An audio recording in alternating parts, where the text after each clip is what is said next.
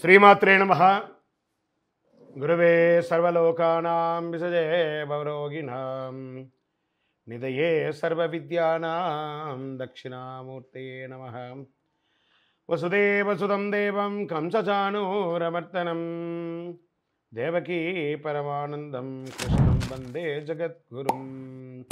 సద్గురుకులదేవతాభ్యో నమః.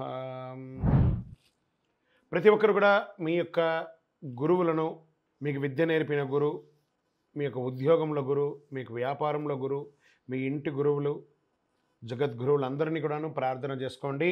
ఈ నెల మనం చెప్పుకోబోయే ఈ యొక్క జాతక ఫలితమంతా కూడాను గురుగ్రహ స్థాన చలనం, దాన్ని గురు పెయర్చి అంటారు. రానున్న మే 1, 2024 నాడు స్థానం మారుతున్నారు బృహస్పతి తన యొక్క స్థానం. ఈ యొక్క బృహస్పతి యొక్క అనుగ్రహంతో ఈ 12 రాసుల వారికి, ద్వాదశ రాశుల వారికి ఈ సంవత్సరం ఎలా ఉండబోతుందని ఒక్కొక్క రాశిగా మనం తెలుసుకోబోతున్నాం.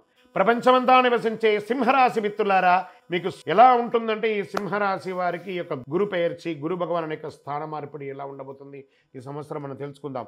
సూర్యుని రాశికి అధిపతిగా ఉన్న సింహరాశి వారు మీరు చాలా వ్యక్తిత్వంతో ఉంటారు.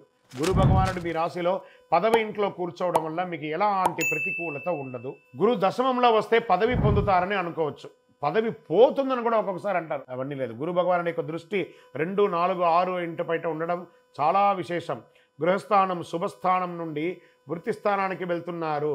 మీ ధన వాక్కు స్థానం, సుఖస్థానం, రుణ రోగ స్థానం నుంచి చూస్తున్నారు. కుటుంబం అంతా కూడా ఆనందంగా ఉంటుంది. మీ కుటుంబంలో ఉత్సాహం ఏర్పడుతుంది. శుభ కార్యక్రమాలు చేసే అవకాశాలు ఎక్కువ ఉన్నాయి. వృత్తి లేదా ఉద్యోగ మార్పులు జరిగే తీరుతుంది. మారని వ్యక్తులకు వ్యాపార ఉద్యోగ సంబంధిత సమస్యలు ఏర్పడుతుంది. కొంచెం ఏదైనా చిన్న చిన్న మార్పులు ఏమైనా జరగని వాళ్ళకి ఇక వృత్తిలో మార్పు, వ్యాపారంలో మార్పు జరిగే అవకాశం ఉన్నాయి. మీ వృత్తికారకుడు శని కళత్ర స్థానంలో ప్రయాణిస్తున్నాడు. మరికొన్ని సమస్యలు ఎదుర్కొనే అవకాశాలు ఉన్నాయి. ఆ సమస్యలను కూడా మీరే చాకచక్యంతో, మెలకుతో బయటపడతారు. వృత్తిలో సమస్య, ఉద్యోగం చేస్తున్నటువంటి స్థలంలో సమస్య, ఇవన్నీ కూడా తొలగిపోయి సంవత్సర ద్వితీయంలో ఆదాయం పెరుగుతుంది. కొత్త ఇల్లు, స్థలం, వాహనం కొనుగోలు చేస్తారు. అప్పులు తీరుతాయి. దీర్ఘకాలిక వ్యాధులన్నీ తొలగుతాయి. శత్రువుల సమస్య నుండి బయటపడతారు. ఆలోచనలు నెరవేరే సంకల్ప సిద్ధి సమయం అయింది.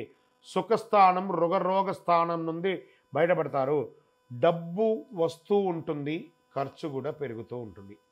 బయట ఇచ్చిన డబ్బులు, ఎక్కడో స్టక్ అయిన డబ్బులు కూడా మీకు వస్తాయి. అత్యవసర సమయాలతో తప్ప రుణం కొత్త వాళ్ళకి ఇవ్వకండి. మీరు షూరిటీ సంతకాలు పెట్టకండి. చిట్ ఫండ్స్, బ్యాంక్ లోన్స్కి వెళ్ళేటప్పుడు చాలా జాగ్రత్త. ఇంటి కన్స్ట్రక్షన్స్ కోసం లేదా వ్యాపార కన్స్ట్రక్షన్స్ కోసం, లీగల్ ప్రొసీడింగ్ కోసం మీరు అప్లికేషన్స్ పెట్టుంటే అవన్నీ కూడా వచ్చే అవకాశాలు బాగా ఉన్నాయి. మీరు పని చేసే చోట మీ సబార్డినేట్స్ సమస్యలు సృష్టించే అవకాశాలు ఉన్నాయి. జాగ్రత్తగా ఉండండి. ఎవరిని కించపరచకుండా మాట్లాడండి. మీ వైఖరిలో మార్పు తెచ్చుకోండి. ఎలక్ట్రానిక్స్ వాళ్ళకి, ప్రింటింగ్ వాళ్ళకి, ప్రెస్ వాళ్ళకి చాలా అద్భుతంగా ఉందని చెప్పచ్చు. ఐటీ వాళ్ళకి మిశ్రమం. రాజకీయ నాయకులకి మిశ్రమ లాభగండం. లాభం ఉంటుంది, గండం ఉంటుంది. ప్రజాక్షేత్రం వెళ్ళేటప్పుడు ఒళ్ళు, నోరు, శరీరం అంతా కూడా అదుపులో ఉంచుకొని ఉండండి. అప్పుడే మనం గెలుస్తాం. తప్పకుండా మీరు కోరిన కోరికలు నెరవేరుతాయి.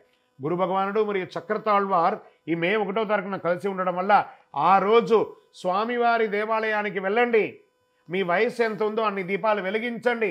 శనగలతో ఒక మాల వేయండి. గురవే సర్వలోకానాం విసజే భవరోగిణాం నిధయే సర్వ విద్యానాం దక్షిణామూర్తి నమః అని చెప్పి దైవ ప్రార్థన చేయండి. ఏ శివాలయంలోకి వెళ్ళినా అక్కడ దక్షిణామూర్తి ఉంటారు. అక్కడపై ప్రార్థన చేయండి.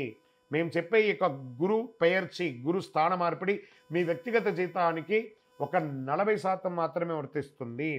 మీ యొక్క సంపూర్ణ జాతకం తెలుసుకోవడానికి మీ పరిసర ప్రాంతాల్లో ఉన్న సద్గురువులను సంప్రదించి జాతకం తెలుసుకోండి. లేదా మా ద్వారా తెలుసుకోవాలనుకున్నారా, కింది నెంబర్కి మీ పేరు, date of birth, time of birth, place of birth WhatsApp చేయాలి, కానీ కాల్ చేయకూడదు. మేమే మీకు కాల్ చేస్తాము. ఇంకనూ సకల దోషాలు తొలగడానికి గురుదేవుని ప్రార్థన చేయండి. మీ గురువులకి నమస్కారం చేయండి. మీ గురువులు ఉంటే వారికి ప్రార్థన చేయండి. ఒకసారి ఫోన్ చేసి మాట్లాడండి, లేదా స్వయంగా వారిపై నమస్కారం చేసుకోండి. విజయోస్తు.